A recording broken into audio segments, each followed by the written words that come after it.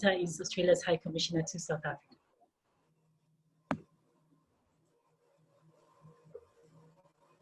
Hello everyone.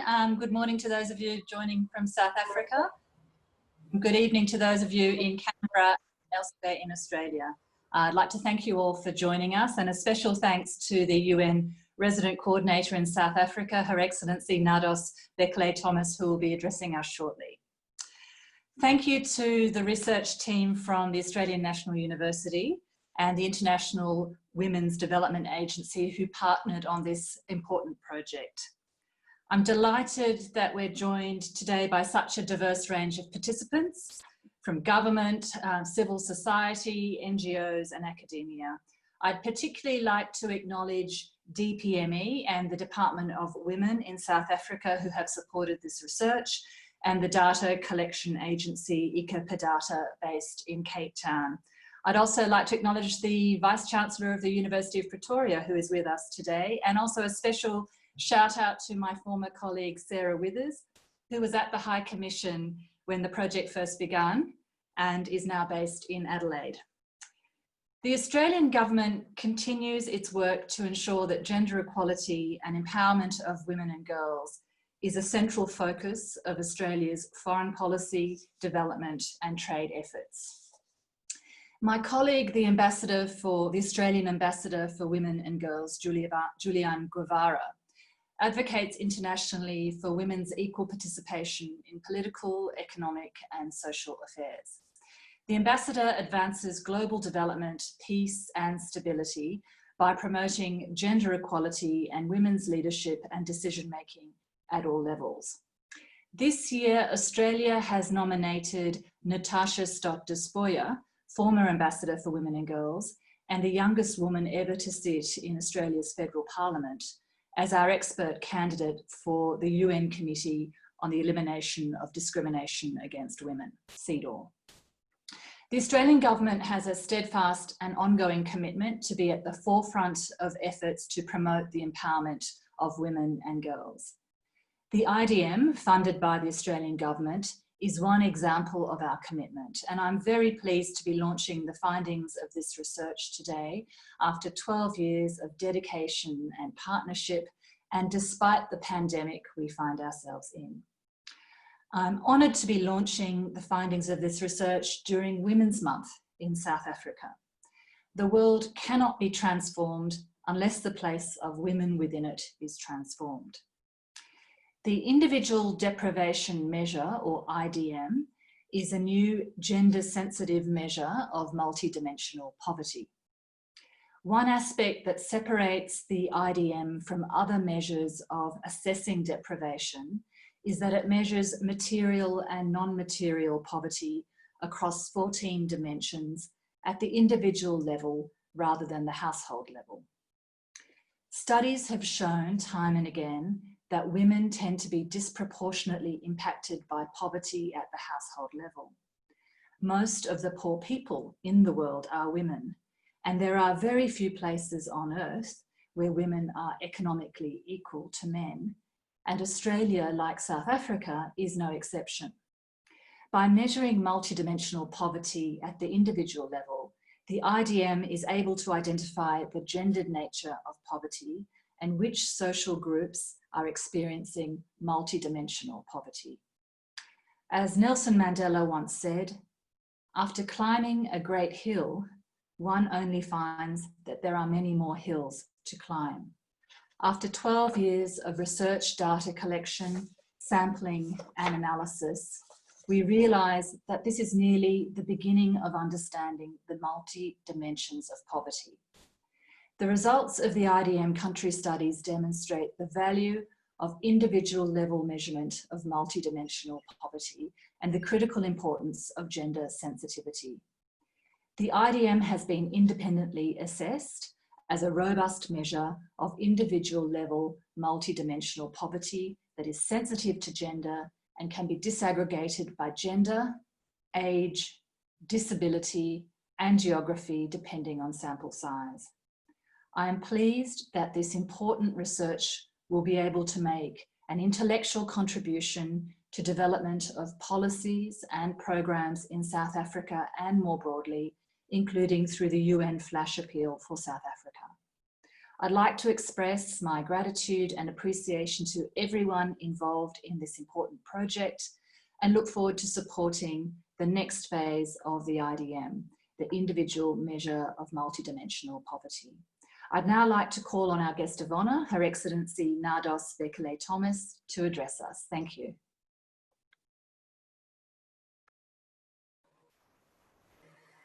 Thank you very much, Ambassador Gita Kamath, the Australian High Commissioner, all the distinguished professors that have come all the way from the Australian National University through our screens, as well as all distinguished guests in attendance this morning. Good morning to you, to those of you who are in South Africa, and good evening to those that have joined us from Australia. Ladies and gentlemen, the launch of the Individual Deprivation Measure report comes at a watershed time in South Africa as the country deals with the far-reaching impact of the COVID-19 pandemic. According to the National Income Dynamics Coronavirus Rapid Mobile Survey, which was conducted by 30 social science researchers from 5 South African universities, 3 million people lost their jobs during the nationwide lockdown, 2 million of whom are women. 47% of households reported that they ran out of money to buy food this April, compared to 25 to 21% in 2018. Pre-existing inequalities in South Africa have been further exacerbated. During the past 4 years, the results of the individual deprivation measure studies demonstrate the value of individual level measurement of multidimensional poverty and the critical importance of gender sensitivity. It's an important measure to reference as we work on developing an urgent response and recovery plan. And I would like at this junction to thank the Australian government and the University of Australia for this commendable job. As the health and socioeconomic impact of COVID-19 on South Africa continues to worsen, the UN system, as the ambassador has just alluded to, has pivoted to respond to the growing needs of South Africans, as well as migrants, refugees, and asylum seekers. Together with our partners, the UN has launched an emergency appeal seeking $136 million to target 9.9 million people in need. Across all sectors, from education to WASH to food security, with 3 strategic priorities. The first one is supporting the public health, and that is under the leadership of WHO. Second one is assisting vulnerable communities and looking at the expansion of the social protection system in the country. And the third one is supporting the government response for COVID-19 through immediate interventions to improve governance, human rights, and gender equality, coordination of humanitarian response, social cohesion, and service provision. With the generous support of the European Union and the government of Japan, Norway, and Ireland, as well as USAID, I should add, and the private sector, the UN has begun its response work, but it is critically underfunded, with only $7.74 million. Now with the pledges, it would come to $10 million contributed to date. So we have really a deficiency of $126 million. And, and I would really like at this juncture to ask the Australian High Commission to really advocate for South Africa, because South Africa is considered to be a middle income country, and we don't have development cooperation in the country, and there are no donors, literally. So we depend on the very few partners that are willing to contribute to the work of this country. But, you know, I would like to talk a little bit about what the middle income country means to me here since I joined. And just yesterday, I was having a discussion with the Secretary General and the Deputy Secretary General. And I was telling them that the middle income country categorization is literally, deepening the inequality, because we assume as the United Nations that, you know, a middle income country is just 10% of the, or 15%, actually, if we're generous, of the population. You know, and because we know for sure the 85% of the population live in another country, which is a least developed country within the same one country. So, you know, I've been advocating for what we call the Human Development Index, and also now what the Australian government is launching is a very concrete, you know, way, you know, or that gives a different dimension so that we can categorize countries in their realities, looking at the realities, and not just the aggregation of the GDP. So, you know, and the Secretary General was really very happy that I brought that up. And he says one of the things that the UN would like to study further, deepen, so that, you know, to convince the member states would be this categorization based on the GDP and national income, you know. So I'm so glad that, you know, you are also helping us in defining our work, and, you know, and also helping us to see where we should really put our response plans. So I would like to thank you very much for this effort. At the onset of the pandemic, as you know, the UN agencies in South Africa immediately also reprogrammed about 10 million US dollar funds and activities to increase their support. What we did was, from our own ongoing programs, we reoriented and repurposed our resources. And as such, ILO and UNHCR have undertaken cash transfers to migrants, refugees, and asylum seekers. UNDP has signed agreements with SALGA. SALGA is the Association of Local Governments to provide support to informal, micro, and small businesses. UNEP and UNIDO have established 4 working groups to coordinate action on the management of COVID-19 waste. UNFPA is providing material support to victims of GBV during the pandemic and partnering with the private sector on communication campaigns. UNICEF and private and civil society partners have reached 3.7 million children and parents with distance home-based learning support, and also have been putting in place water tanks in schools and in deprived townships. UN agencies, including the Human Rights Commission, UNDP, FAO, UNICEF, and UNFPA, continue to play a key role in advising government, civil society, and the Solidarity Fund on adapting and responding to COVID-19 and advocating for the inclusion of vulnerable populations in assistance.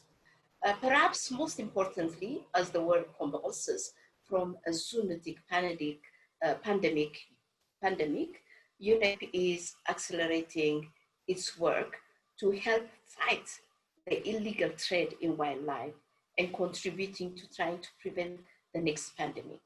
And most of our work is actually to make sure that, you know, the gains that we have attained in this country is not reversed, because the attention is drawn more to the pandemic now. So we continue with our reproductive health work. We continue with our value-based advocacy, with human rights, you know, advocacy, and also capacity building at all levels. So the UN also, through the leadership of UNDP, we just completed a comprehensive socioeconomic impact assessment, and also a comprehensive rapid needs assessment to help inform responses in South Africa. You know, the socioeconomic impact study, which is completed, has revealed so many things, including the fact that the way South Africa is going right now, unless a completely very aggressive measure is taken, it will take South Africa to reach where it was in 2019, 5 years. It will take it 5 years to reach the 2019 level of development. And the level of development of 2019 was something that we wanted to change and move away. So it's very, very, you know, bad. The situation is really in dire need.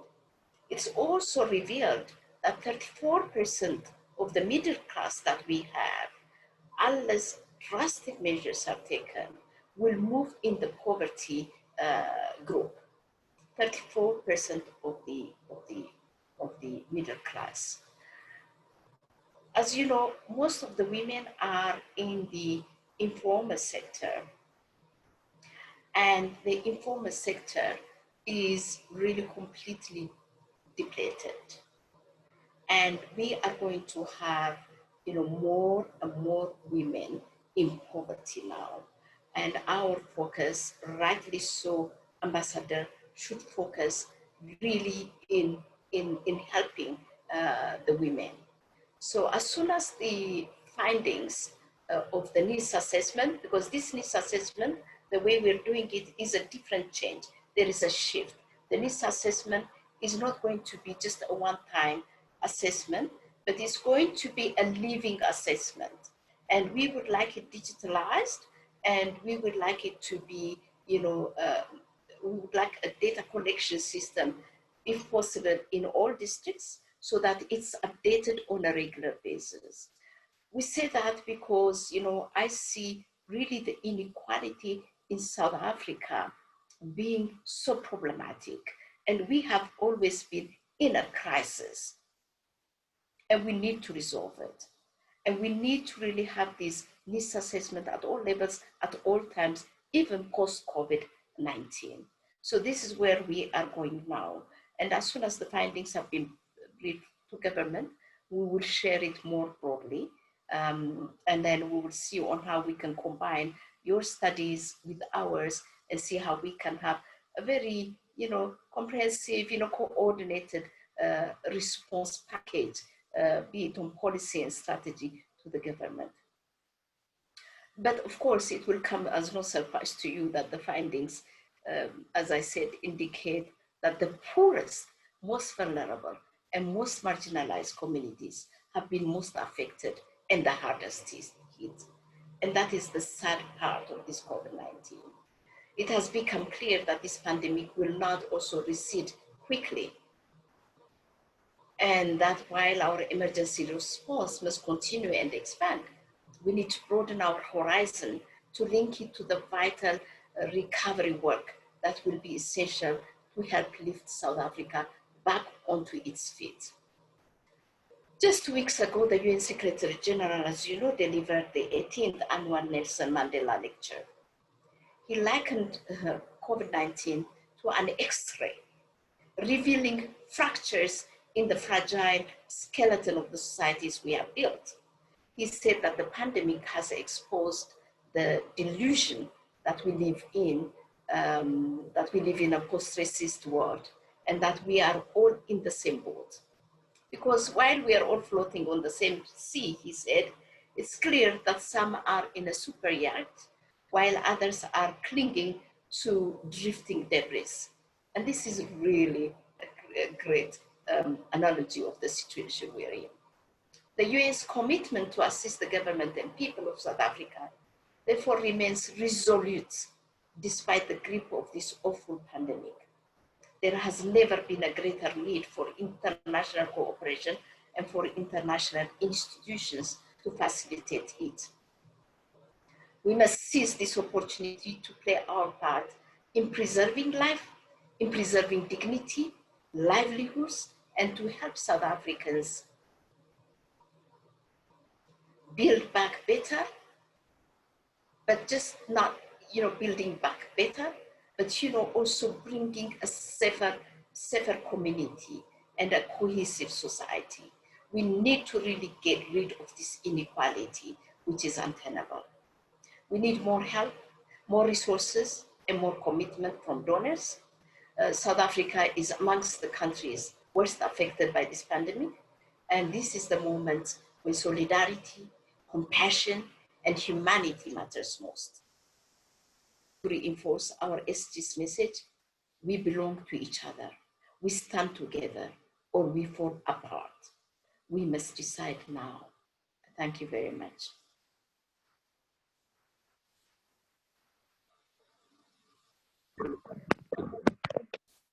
Very much, Ambassador Bekele-Thomas. It was very insightful. A lot of stark reminders of the realities that we live with. Just because you don't live in South Africa doesn't mean that people shouldn't be aware of what's happening in other countries. Gita, would you like to respond very quickly before we proceed? So I suggest because of time that we proceed straight. Okay. Thank you very much, Nardos. Thanks, Gita.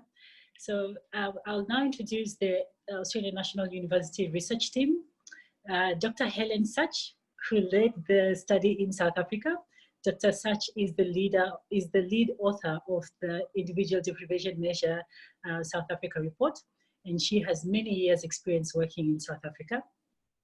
Associate Professor Janet Hunt is co-director of the Individual Deprivation Measure Program at the Australian National University and has also worked on the South Africa study analysis.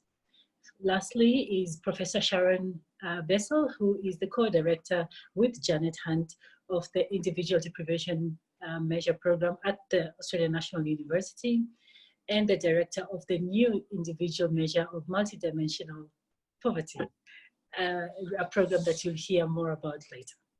So over to you, Dr. Suich. Thanks very much. I'll just share my screen and make sure I'm giving you the right one. Excellent. Great. So I'd like to start by saying thank you very much for the opportunity to talk to you today on behalf of the whole of the team at the ANU and about the IDM, and in particular about the results of the South African country study, which I led. I'd also very much like to thank the High Commissioner and the UN Resident Coordinator for their introductory remarks.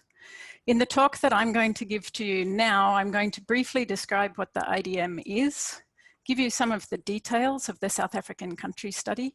I'll also give you a very brief overview of our data analysis methods, and I'll also show you some of the examples of the data that we have. And I've made the selections that I'll give to you today so I can highlight the range and diversity of the data we have and its usefulness in the development of poverty reduction programs. We do have a question and answer session, so if you do have any questions, please ask them in the chat channel and we'll do our best to answer them in that session. So the individual deprivation measure, or the IDM, is, as Gita mentioned, an individual level, gender sensitive measure of multidimensional deprivation. We measure at the individual rather than the household level, and the survey tools and the measure itself are designed to discern gender differences, which means that we can reveal the ways in which men and women experience poverty differently. The development of the IDM has taken place within a partnership between the ANU, the International Women's Development Agency, and the Australian Department for Foreign Affairs and Trade in a project that started in 2016 and finished in June of this year, and in which the ANU led a study in Indonesia in 2018, as well as this work in South Africa, where we did the data collection in 2019. The work we've been doing in this phase of the program has further developed earlier work, also led by the ANU, to develop a just and justifiable measure of poverty capable of revealing gender disparities.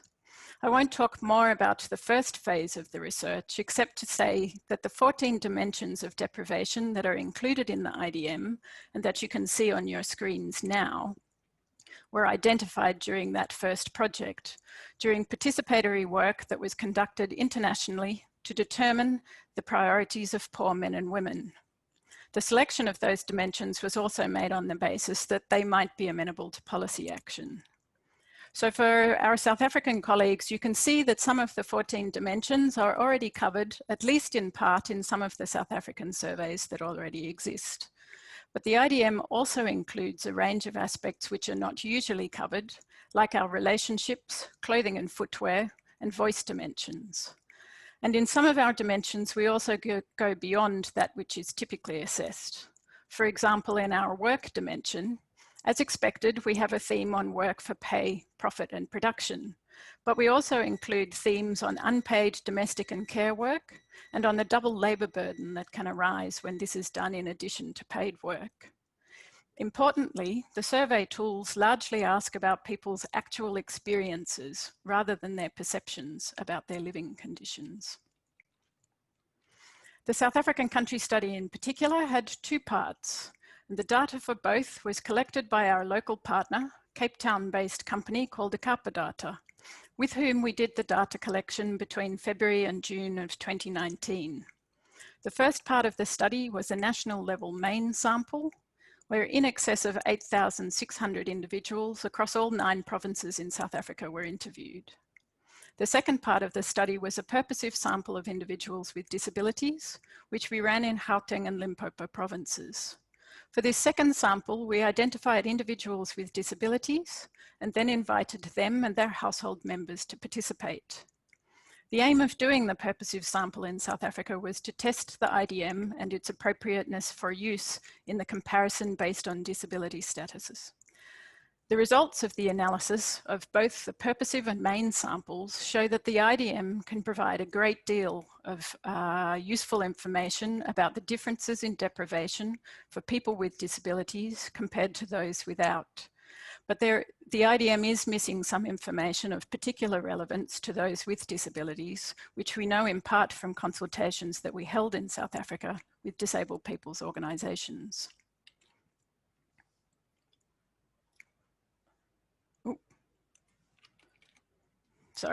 We create several levels of data in our analysis, as shown on this slide.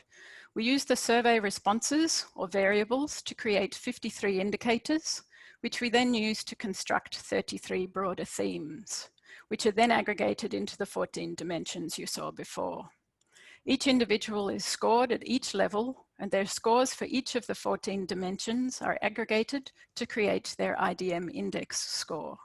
And we use geometric aggregation at each of these stages. Today, I'm only going to present results for the national level main sample using these revised geometric aggregation methods. If you'd like further details about the methods and the results, we've produced a range of materials that you can read, watch, and listen to. And Janet will talk next about where you can access those materials on the South African study and more generally on the IDM. As I mentioned before, the measure is designed to be sensitive in particular to how men and women experience deprivation differently. And I'll present some of the analysis of the gender analysis results in a moment. But we have also analysed the South African data looking at differences between 3 different age groups, between rural and urban residents, and between people with disabilities and those without. At the dimension, theme, and indicator levels, our results are presented on a scale from most deprived through deprived and somewhat deprived to least deprived. So unlike other measures of poverty, the IDM is not a binary showing you poor and non-poor, but rather showing you on this scale. So I'm going to start by showing you some of the South African data with an example of the highest level of analysis, the IDM Index Score. In this case, we're showing it by gender. If it's small on your screen, men are the darker blue columns and women are the lighter blue or grey coloured columns. As I said before, the IDM Index Score is the composite index created by aggregating each individual score across the 14 dimensions, and it's presented as a score out of 100. Higher scores mean less severe deprivation, and lower scores indicate more severe deprivation. You can see in this graph that there are higher proportions of women than men in each of the columns showing the deciles of scores below 60. and also that there are higher proportions of men than women in the columns showing scores of 70 and above. Women also have lower mean and median IDM index scores than men, and these results together indicate overall women in South Africa are more likely to be deprived than men. As a more general point, you can also see that the IDM index scores can be used to identify groups of people facing deprivations of different severities. You could then examine the profiles of deprivation of those groups so that policies or programs can be designed and targeted to address their specific deprivations. This slide shows the differences between men and women at the dimension level across all 14 dimensions. Again, the darker color is men and the lighter blue or gray is women. We can say that at this gross level, women are more deprived than men in these 6 of the 14 dimensions, those surrounded by the blue boxes, which is food, health, sanitation, relationships, environment, and time use. But in fact, the picture is more complex than this. In almost all of the dimensions, even where the dimension level results indicate few differences between men and women, we often find different patterns between them at the lower theme and indicator levels. For example, women are more deprived than men in housing crowdedness, in the cooking energy theme, particularly rural women, and with respect to safe environments.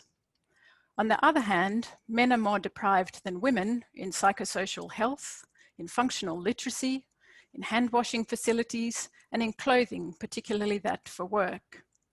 So by examining these similarities and differences across the dataset, the IDM can help reveal how gender roles and responsibilities, among other things, shape the differing experiences of poverty of men and women. I must also mention that as part of its gender-sensitive design, the IDM measures several indicators that are relevant only to women, including issues around prenatal care and menstruation, which are included in these 4 dimensions: health, sanitation, clothing and footwear, and relationships. Our results indicate that around 1/3 of menstruating women in South Africa do not always have enough sanitary products to meet their needs, and that almost 1 in 5 menstruating women miss social activities, education, or work because of insufficient sanitary products or because of stigma associated with menstruation. You can imagine the impact for these women on educational attainment and income as obvious and direct negative consequences of this, amongst the many other consequences. Now let me move on to examples of the data that we have from the other subgroup analyses. As a very rapid overview, in the comparison between people with disabilities and those without in the main sample, there are 10 dimensions out of the 14 in which those with disabilities have worse outcomes than those without. The figure on the screen highlights information in the IDM regarding social aspects of deprivation, in this case in the relationships dimension. Oh, excuse me, that looks better. In this case, in the relationships dimension, specifically, we're looking here at the theme on dependence and support. This theme examines whether respondents are dependent on people who don't live with them to help provide basic needs because they can't provide those things for themselves. And by basic needs, I mean food, water, and shelter. Fewer than 1/3 of people without disabilities reported relying on such support compared to 1/2 of respondents with disabilities. And there are also higher proportions of people with disabilities than without, in each of the categories indicating more severe deprivation. So those with disabilities are more likely to require support with basic needs, but are less likely to receive enough of that support than people without disabilities. And I chose to highlight this theme because the situation for those who are dependent on others is likely to have worsened in recent months through the restrictions on movement with the COVID lockdowns, but also on the dramatic employment and income outcomes that the UN resident coordinator mentioned, not only for those who are seeking the support, but also for those who would typically provide such support to others.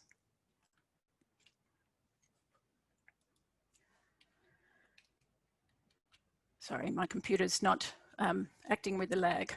I'll now show a dimension though that illustrates the dramatic and positive improvements that can be achieved over time. These are differences between the 3 age groups in the education dimension, and you can see that the differences are very stark. The dimension measures not only the level of schooling completed, but also assesses very basic levels of functional literacy and numeracy. You can see, and I no doubt will be unsurprised, that those who are 65 years and older have by far the worst outcomes. And there are large improvements for the middle age group, who are those between 25 and 64 years old, and further improvements for the youth in our classification, those who are between 16 and 24. However, while this is a positive story, with just 8% of the youth in the most deprived category at the dimension level, looking more deeply, our data tells us that only 1 in 5 of the youth, that 1 in 5 of the youth was not able to read and write at the most basic level, and only 7 in 10 were classified as functionally numerate. So it's a good story, but still implications for the future.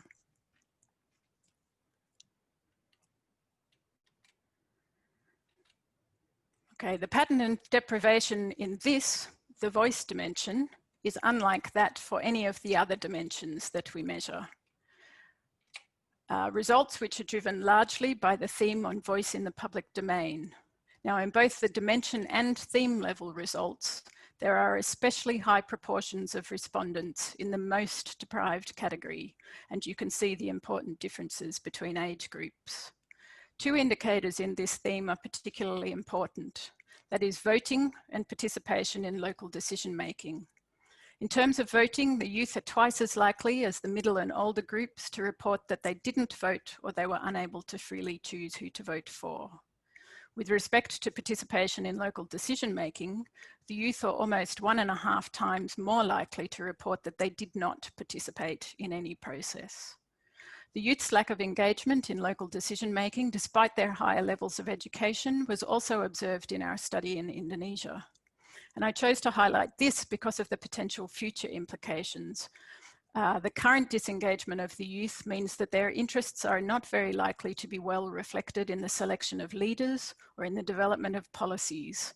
And the policies and decisions being made today will continue to impact on their lives in the decades to come.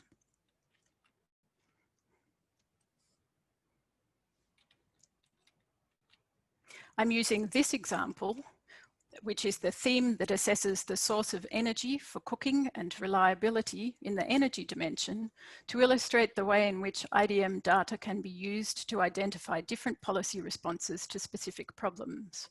In this theme, 1/3 of rural residents are in the deprived category, compared to just 6% of urban residents. This category represents individuals who use clean cooking energy sources, but who never have enough to meet their needs, as well as those who use unclean or polluting cooking energy sources, but have enough to meet their needs at least some of the time. Policies to reduce energy poverty would plainly have to respond differently to the 2 situations, improving the reliability of supply for one group and providing access to reliable clean energy for the other. And this is aside from the different responses that would be required in urban and rural locations because of the differences in existing energy supply infrastructure. The last data I'm going to present is the indicator on hand washing facilities in the sanitation dimension, which is of particular relevance during the COVID-19 pandemic.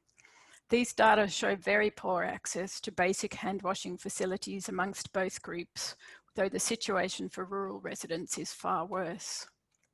Around 60% of rural residents have inadequate hand washing facilities at home, compared to around 1/3 of urban residents.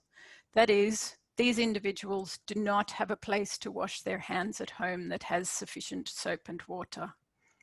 These figures indicate the serious implications for people's ability to reduce their risk of infection, especially given difficulties of social distancing in many areas, and it's likely to have remained a serious problem for many despite government efforts to deliver water since the outbreak of the pandemic in those areas where there's shortages. I've just had the chance to give you the briefest of overviews of the IDM and the range of data available from the South African country study. I've tried to highlight the range of uses of the data, examining differences between social groups, such as those between men and women, in order to show how individuals experience poverty differently, by looking at similarities and differences across the different data levels. Also, to show where patterns of deprivation are unusual, such as in the voice dimension, which indicate an area that probably needs attention. By giving examples you might think already covered in existing surveys, but which the IDM complements with additional information, and being measured at the individual level means they intersect, for example in education by the addition of information on functional literacy and numeracy, and also by highlighting some of the aspects of deprivation that are rarely covered in other large-scale poverty surveys. I've also tried to give you an idea of how and why the data is relevant for the development of poverty reduction policies, for example, by enabling the targeting of the most severely deprived groups or individuals, and/or by designing programs to address specific patterns of deprivation experienced by different groups. We believe that by enabling such a holistic view of the multiple deprivations that people face and the interactions between them, that the IDM has enormous potential to increase the effectiveness of targeted poverty reduction policies. So I'll end now by reminding you that if you have a question, you can put it in the chat channel. And I'll now hand over to Associate Professor Janet Hunt, who will tell you briefly about the range of materials available and where you can find them. But thanks again for your time and attention. First screen shows you the whole range of the materials that we have produced. So we have, as I was saying, I think I was talking about the executive summary, the dimensions, the sampling approach, and the results for both of the samples. And then we have two appendices, one that explains how we scored each of the dimensions, and the other is a set of all the tables showing all the indicators, themes, and dimension results for across the whole measure, both overall and disaggregated by those four groupings: gender, age, location, and disability. And that covers both the samples. And in that report, we used an arithmetic mean aggregation in order to create all the scores for that particular report. But as Helen's explained, as this was part of testing the development of our measure, both the survey and the scoring, we subsequently recalculated all the scores using an alternative aggregation approach, the geometric mean approach. And that's what Helen has just presented to you. And that approach just reduces the impact of a very high score on one indicator or theme, having on the overall dimension score when other themes or indicator scores are quite low. So we don't want a score on one indicator or theme to override perhaps lower scores on other aspects that we're measuring, because we think all the aspects that we're measuring are important and they're not substitutable. So on the right-hand side of the slide are all the materials that we produced using this revised aggregation method. And at this point, we also calculated the overall index, as Helen has explained to you, aggregating each of the dimension scores together into an overall IDM score. So we developed a set of briefing notes which present those revised results, the type that Helen has just showed you. And with each of these briefing notes, Helen, you've moved on a little, Sharon, you moved on a bit quickly for me, sorry, not quite ready there. There's also a 10 or 15-minute video which explains the results overall and by each of the disaggregations, by gender, age, and so on. There's also a couple of other briefing notes one explains the revised aggregation method and how we constructed the index, and the other, with the infographic, explains some of the implications of the results in relation to the COVID-19 response. And I think Helen's already showed you a couple of slides which indicate some of those implications. Lastly, we have two other documents, one which shows more detail about the revised index construction and dimension scoring procedures, and the second is a full set of results for the indicators, themes and dimensions using that revised geometric method. That is for the main sample only. Okay, Sharon, if you can move on now. So here are the 6 main briefing papers that we've produced. So they cover the overall findings, and each one takes the disaggregated results and looks at them by gender, by age, by location, by disability status, and so on. Now, in order to find all this material, if you can move on, Sharon, you can go to the new website, and Sharon will explain a little more about this in a moment. And under research, you will find South Africa. And the first thing you'll come to is the link to the videos. If you could move on, Sharon. And the videos are on a YouTube site, which is linked to that, to the IDMP site. So you can see all the videos on the right-hand side there, which are analyzing or reporting on the analysis by those different disaggregation categories. And if we could move on to the next slide. Thank you, Sharon.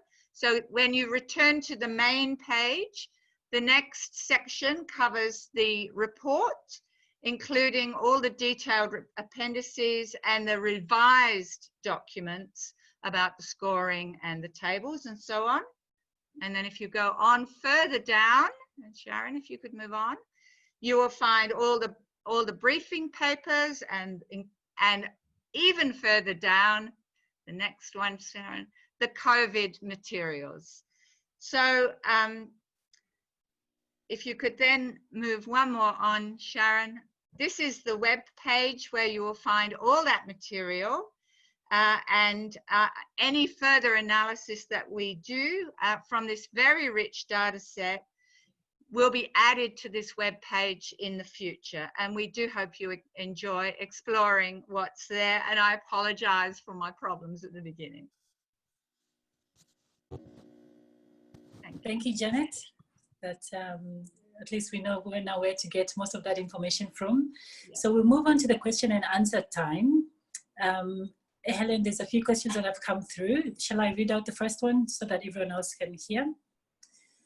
The first question is, in relation to voice and the difference in voting patterns per age group, did you adjust for the fact that 16-year-olds and 17-year-olds are not allowed to vote? I'll read it out again, Helen. In relation to voice and the difference in voting patterns per age group, did you adjust for the fact that 16-year-olds and 17-year-olds are not allowed to vote? Thanks very much for the question. In fact, in the scoring, we did adjust for that. For those 16 and 17-year-olds who are too young to vote, but technically are not really so different from an 18-year-old adult who is eligible to vote, we gave them a score of being, I think it was somewhat deprived, so the second category, because they're being prevented from taking part in decisions which affect their future simply because of their age. But they weren't scored as badly as those who were prevented from voting. So yes, there is a distinction for those age categories. All right. Next question. Is there any measure of unsafety or exposure to violence in the IDM? Okay, I will start with this, and Janet, please jump in if you think there's an additional thing to add. You will have seen in my slide that we had a space for 15 dimensions when they were all aligned in rows with one empty box and that was what had been a 15th dimension, which was violence, and which was designed to measure the experience and frequency of violence, psychological, physical, and sexual. Because we were sampling at the dwelling level and interviewing all eligible respondents within that dwelling, so for the main sample that were people who were 16 and above and able to give informed consent, we were not able to ask about the issue of we were not able to ask questions about either perpetrator or location of those experiences of violence. When we came back to South Africa, having done the data collection and a very initial analysis, we met with a quite large number of experts on gender-based violence in South Africa to discuss with them the results that we had from that data. Given that the types of violence that men and women are facing are typically different, with men experiencing violence in the public domain and women more frequently experiencing violence within the home, intimate partner violence or other family members. It's not possible to make those comparisons between men and women because we would be comparing apples with oranges because we're comparing two different types of violence. So the decision was taken that at this stage not to report that data because we don't want to try and compare things that are not comparable. In the future, it's likely that that violence dimension would have to be looked at again in order to understand what questions can be asked safely. I'd like to add quickly too that we worked with the SAMRC and SVRI, the Sexual Violence Research Initiative, to do a follow-up study in South Africa to see whether there were any negative unintended consequences of asking about violence in a survey like this. Thankfully, both in Indonesia, where we did a similar study, and in South Africa, we didn't find evidence of any negative unintended consequences as a result of asking everyone in the household these questions. But because of the issues with the data, we have decided not to take it forward. That we do have something which we do have some idea about at least a safe environment. We have a theme in the environment dimension, which is called safe environment, and is based on two questions around whether people feel safe or unsafe when they're walking around in their neighborhood alone or when they're at home alone. And let me just share my screen for one moment because I think I can show you the results of that. Or not, as the case may be. That one, hopefully. And this is by gender again. And you can see from this that the least deprived category are people who feel very safe, essentially, when they're at home and while walking alone, or feel very safe and safe for one of the two. But you can see that there's a relatively small proportion, only 20% of men and fewer than 10% of women. I think that's about 6% of women who fall into that least deprived category. And the bulk of respondents feel unsafe at some level, both if they're at home alone and or if they're in their neighborhood. So a slightly long answer, but hopefully it answers the question. The only thing I would add there is that we also ask in the water and also the collection of fuel wood, so in energy, whether people experience any threats when they're collecting water or fuel. And the numbers are fairly small, but they are usually more women than men experience those threats. The numbers are fairly small. So that's the only thing I'd add. I think Helen's answered that question very thoroughly. Thank you very much. Any other questions? Maybe we'll give the panel members a minute or two to quickly type up their questions. Otherwise, we will proceed. But in the meantime, I think, Helen, you had initially mentioned you could disaggregate the data much more to possibly ethnicity? So possibly the closest thing we would have to that in South Africa would be language group. The survey was enumerated in the 11 official spoken languages of South Africa, and we also ask what language is most spoken at home. So we can disaggregate by language group, though we haven't had a chance to do that yet. We also use the Stats SA categorizations of population groups, so we can also disaggregate in that way. Obviously by province also, there are a number of other analyses that could be done given some time.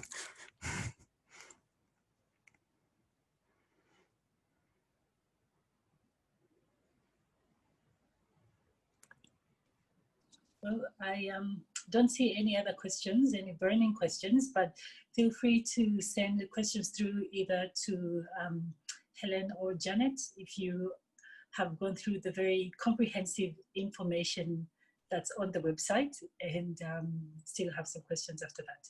So I'll pass on to Sharon, Professor Sharon.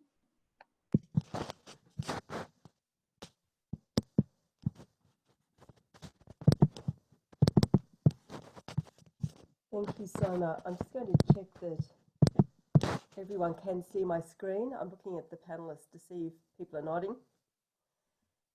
So you've heard a great deal of, probably not a great deal, there's a great deal to tell about these data, but you have heard something about the work that Helen has led over the past 2 years in South Africa. And we just wanted to end by sharing with you some future directions. At the end of June this year, the 4-year IDM program and a partnership that was a partnership between the Australian National University and the International Women's Development Agency and funded by the Australian Government through the Department of Foreign Affairs and Trade came to an end. And with that end came a new beginning. From July, the Crawford School of Public Policy at the Australian National University takes this research forward under a new name, the Individual Measure of Multidimensional Poverty.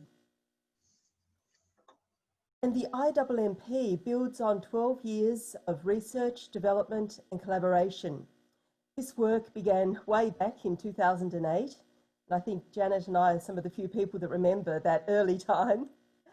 And it really doesn't seem like it's more than a decade since we were first putting together a proposal for the development of a just and justifiable measure of poverty, driven not by existing data, not by the priorities of experts, but grounded in the lives and the daily experiences and priorities of women and men who are living in poverty.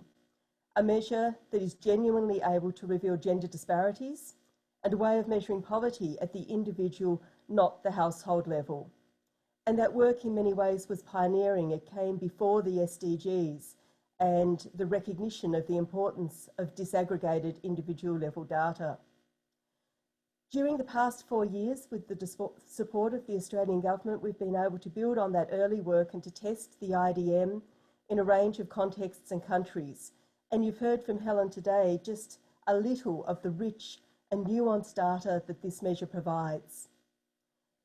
The individual measure of multidimensional poverty will continue our research and take it forward in order to be able to assess and better understand poverty. This is not research for the sake of research. It's research designed to inform policy, programs and services to identify which social groups experience poverty and in what ways, and to uncover the structural causes that trap so many in multidimensional poverty. And most importantly, this research program aims to provide rigorous, research-based information to those engaged directly in aiming to end poverty in all its forms for everyone.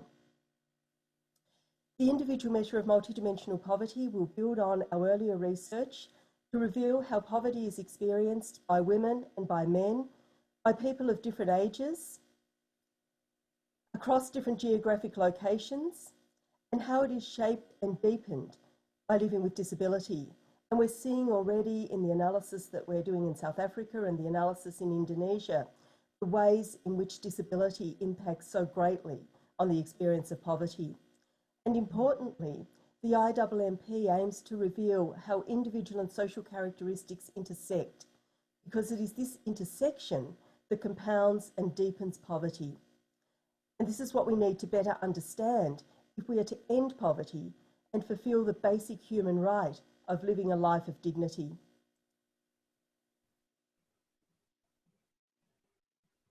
The IDMP sits within a broader research program, that includes the measure itself and also includes research on child poverty, looking beyond material poverty to opportunity and relational poverty. And it uses mixed methods to reveal the numbers of people living in poverty, but to go beyond those numbers to understand causes in order to design better responses. You've already heard a little about the collaboration that has underpinned this research. Through the past 12 years, what we have done has been characterised by both collaboration and partnership. And this is something that we're deeply committed to and that we want to continue into the future. Helen is currently collaborating with Margie Schneider from the University of Cape Town, who's probably known to many of you, and working with Margie on a paper focusing on poverty and disability. Helen's also working with the South African Medical Research Council and the Sexual Violence Research Initiative. And this is drawing on the follow-up study that Helen mentioned to look more deeply at the way in which people experience participating in the IDM survey, and particularly on their responses to those questions on violence. And this kind of qualitative follow-up is not particularly common after large-scale surveys, but it's incredibly important to more deeply understand what the data are telling us. So if you're thinking that some of this or all of this sounds interesting and worthwhile, and it really is, we genuinely believe it is, please do get in touch with us. We're really keen to hear what others think about this. We're really keen to expand our collaborations here in South Africa, to share with you, and more importantly, to learn from you. So here, once again, is our website. Janet has already shown you the range of materials on the findings from South Africa, and you'll also find there the findings from other IDM studies, information on our new research, and a section on policy relevance. And this, at the moment, is particularly focusing on COVID-19 responses. This is a very new website. It's only been up for a week, so information is going up all the time. So go back more than once and see what we're adding to it. You'll also find on our website a contacts page, and you can subscribe there for updates so we can email you what we're doing over the next months and years. So if you are interested in partnering with us, learning more, or telling us about your work, please do get in contact with us. If you want to follow up on Helen's presentation today or on the findings from the South Africa study, Helen's email is on the screen and she's the best person to contact on that. Janet's and my emails are there as well. And the general immp.crawford@anu.edu.au address will get to all of us. So thank you so much for taking the time to come along today. We do hope this research will be of value to you in the important work that you do. We hope that you will get in touch with us, and we hope to stay in touch as we work collectively to make the invisible visible and to end poverty, which we know is becoming deeper and more difficult to address in this situation of pandemic. And finally, we wish each of you all the very best in these difficult circumstances that the world's facing. Thank you. Thank you very much for that, Sharon. On a happy note, I'd like to read out the Vice Chancellor of University of Pretoria's message. We would be happy to collaborate with you at the University of Pretoria. We are developing new interdisciplinary research programs. We are also part of the Australia-Africa University Network. So hopefully that's already a good starting point to take this forward. I hope everyone found that very interesting. I certainly found it riveting, and a lot of information that's available for people to do follow-ups. The bar has now been set, and this research, as Gita the High Commissioner has said, contributes to the intellectual literature that's available on poverty. it's information that can be used by a wide range of interested parties, from governments to academics, to think tanks and research institutions while they're making their policy decisions.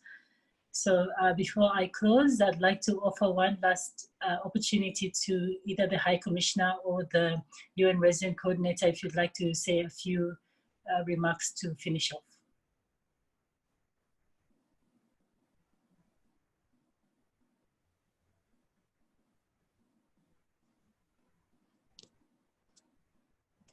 Thank you very much. Thank you so much, Ambassador, and thank you very much, professors, and thank you very much, the what do you call it, the director, the program director, who's managed us very well. What I would like to say is that I'm completely impressed by the work that has been done, and it's in tandem with what we are doing. There is a need for us to work together, and what I would do is I would make sure that our UNDP office gets in touch with the university through the ambassador, so that we can have, you know, a partnership developed as we go on with refining the studies, but making sure that there is also compatibility of data and information between our socioeconomic impact study and our needs assessment, especially the needs assessment and the work that you're doing. The second aspect that I would like to bring to your attention is gender-based violence is really one of the ills of this country, is really, really, in actual terms, is the shadow pandemic right now. It's killing many people, many lives are lost. And we are focusing more and more on that. And we would like you said, deepen a little bit our study, your study, together we can deepen it to look at the gender-based violence aspect of it. I mean, violence in general, but also, you know, looking at the various violence, like you rightly said, but, you know, maybe zooming into the gender-based violence, which is really becoming a pandemic by itself. Associated to that, we're supporting the President's Office in coming out with a prevalence study, a GBV prevalence study. So, you know, and what we would do is actually we will share with the ambassador the terms of reference of this study, so that also as we go on doing our work, we are complementing but not duplicating. But really, this is what South Africa needs. South Africa needs studies that were evidence-based, you know, policies and strategies in terms of the response of the COVID, the short term, but also the medium and long term planning and budgeting processes. And thank you very much for this. And thanks for having me, you know, as one of your speakers. I'm really humbled and honored. Thank you very much.